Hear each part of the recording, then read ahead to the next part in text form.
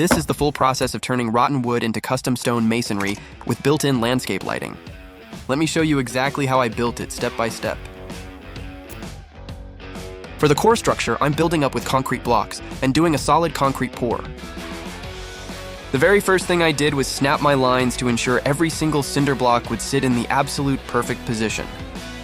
Getting the math right is crucial here. One wrong calculation now means the entire staircase will be off later. I'm breaking this down step by step so you can easily replicate the process for your own home.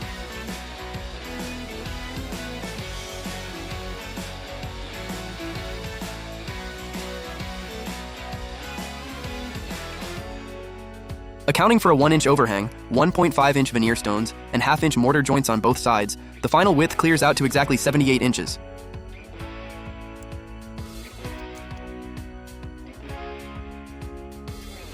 For the total length, we're looking at a 60-inch landing plus 5 11-inch steps, which gives us 115 inches. Factor in the 1-inch front overhang, 1.5 inches for the veneer, and a half-inch for the mortar, and that brings the final length to exactly 118 inches. Once the math is out of the way, I need to make sure the entire footprint is a perfect rectangle. Every single corner has to be exactly 90 degrees, so I'm squaring it up before laying the first block.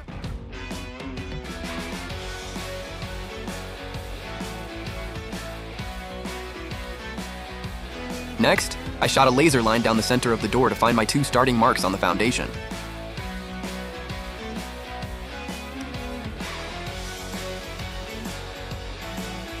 Same technique here to find the starting mark on the opposite side. Next, I used a chalk line to mark down the exact layout line. This line is absolutely critical because the alignment of the entire multi-tier structure completely relies on it. You can see a few wrong lines here, proof that even when you do the math, you still have to double check. But we got the right line locked in now.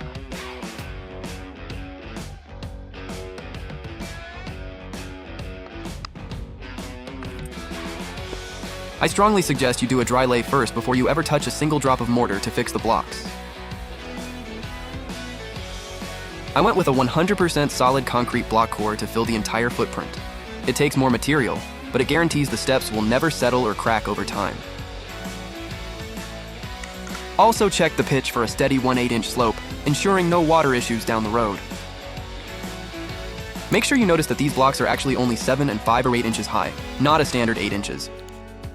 Next, I drilled a series of holes into the foundation and doweled in rebar. This anchors the core blocks directly to the concrete base, so they will never budge.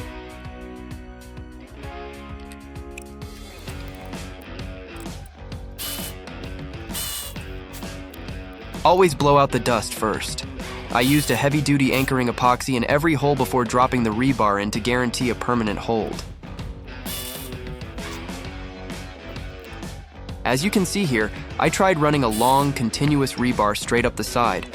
But with that 11-inch setback on every single layer, it became an absolute nightmare trying to get the rebar to line up and pass through the holes of each step. Pivoted to a safer bet. Mixed the mortar, laid and leveled the blocks, then followed up with a solid concrete pour to fill all the cores to the brim.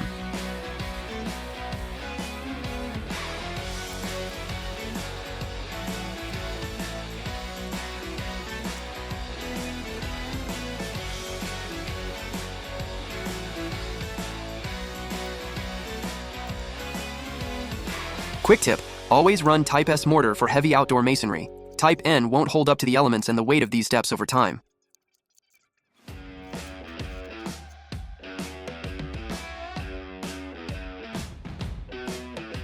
It was my first time working with mortar, and there's a real learning curve. I definitely needed tons of practice to get the hang of it.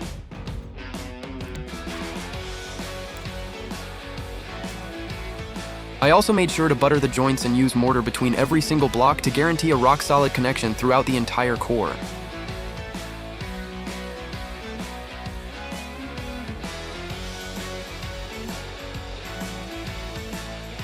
This project became an obsession. I was out here day and night checking every level and line just to make sure every single block was set up perfectly.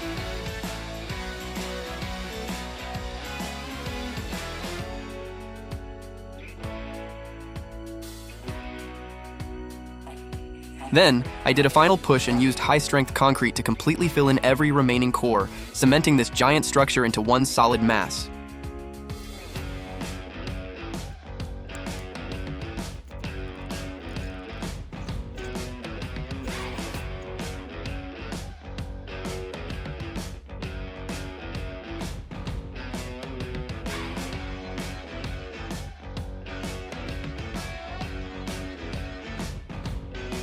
Next, I backfilled the landing with 3 to 4 clean stone.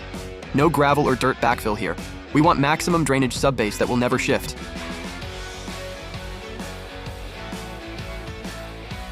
To guarantee maximum structural security, I'm rolling out geogrid between these layers. It creates a massive interlocking bond with the aggregate, giving these steps incredible lateral stability. This is that real-world masonry workout right here. Between the heavy lifting and the constant squatting to check levels, I'm definitely saving money on a personal trainer this month.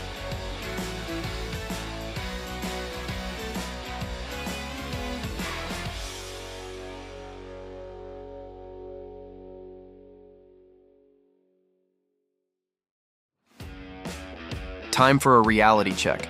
A 100% solid pour on everything is pure overkill. I'm backing off a bit, skipping a few cores, and packing them with clean stone to save on concrete without losing any stability.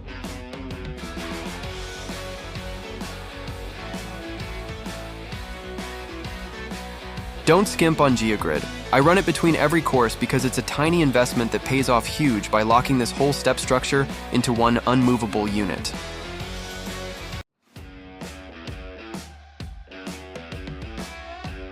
As we're reaching the top layer, it's crucial to insulate and flash the wood framing below the door.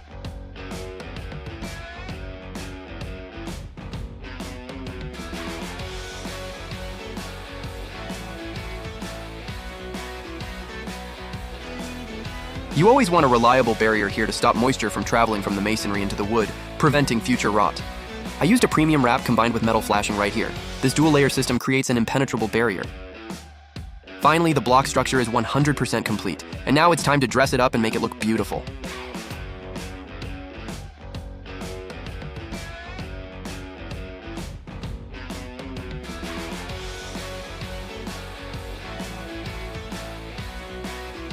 It's veneer stone time. Golden rule here. Always install your cornerstones first. This gives you a flawless transition around the edges and sets your lines perfectly for the flat pieces. To get that perfect fit, I'm making custom cuts with the angle grinder. Make sure you're geared up with all your PPE before doing this. Silica dust is no joke, so protect your lungs and eyes. Major safety correction here. I made a huge mistake by wearing gloves while operating the angle grinder. Never do this. Drop the gloves for spinning tools. To fix these heavy veneer stones onto the blocks, I went with Ardex X77. It's a microfiber reinforced mortar that performs incredibly well during New England's brutal winters, handling those freeze-thaw cycles like a champ. It sells for $60 a bag, which is incredibly expensive, but it's definitely worth it. It hurts a lot less than watching your heavy stone veneer fall off the wall in 3 years because you skimp on mortar.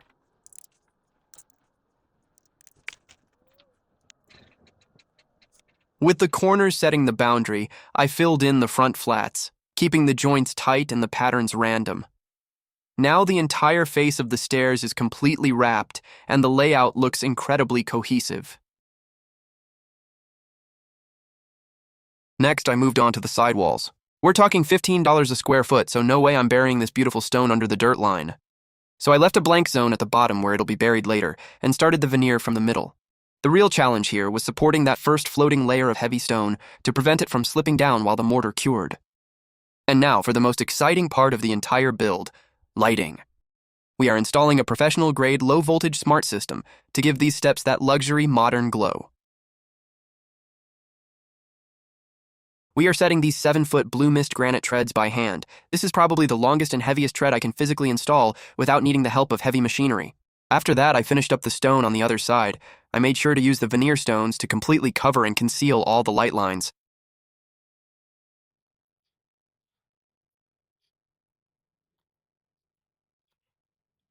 Last piece of the puzzle is the landing area.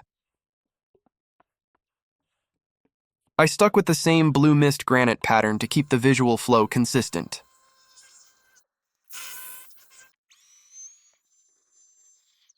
I went heavy with the Type S mortar on the whole base, and then set the Blue Mist Granite right on top. And of course, don't forget to check your slope. Always keep that 1/8 slope forward.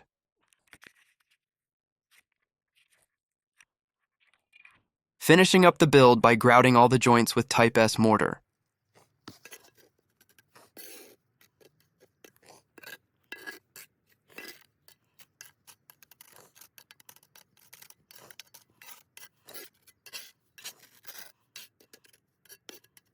The final touch is the sponge cleanup.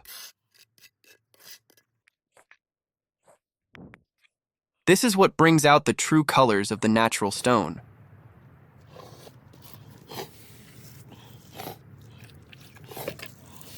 Check this out, when the sun goes down, the lights truly pop. Seeing that hidden glow wash over the natural stone texture makes every single heavy lifting 100% worth it. Don't forget to smash that follow button. I'm going to show you exactly how I turn this old, mold-covered, weathered light post into this beautiful, ultra-modern piece of landscape art. See ya!